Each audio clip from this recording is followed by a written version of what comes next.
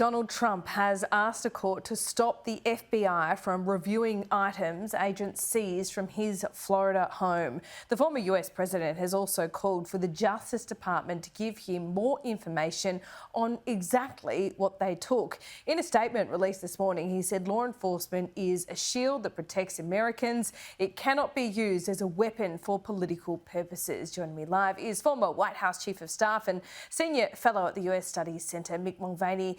Good to see you. Donald Trump seems to be, and this is our perspective from afar, using what's happened at Mar-a-Lago to his political advantage at the moment. Oh, sure. That doesn't surprise anybody over here. That's what any politician would do under the circumstances. I think the two requests today, Laura, were very interesting. He asked for a special master to be appointed.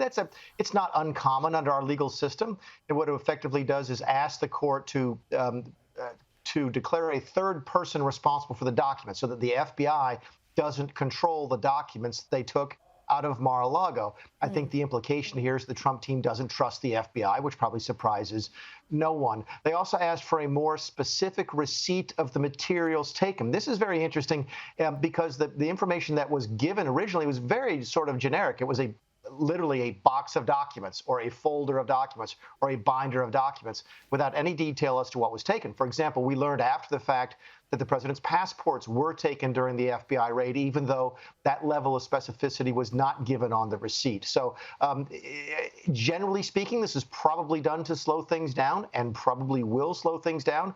But the general undercurrent is the president doesn't trust the FBI, and yes, he will use that to his political advantage. Yeah, it certainly seems so. And there's no better example of just how influential Donald Trump is in parts of America than, I guess, Liz Cheney and the result there. Yeah, she got killed. She really did. I think she was lost by about 30 percentage points. There was really no doubt about that election to begin with. This was the number one target of President Trump going into the primaries before our November midterms, and it's a huge scalp for him to claim. It's a huge victory for him. She has been a thorn in his side from the very beginning.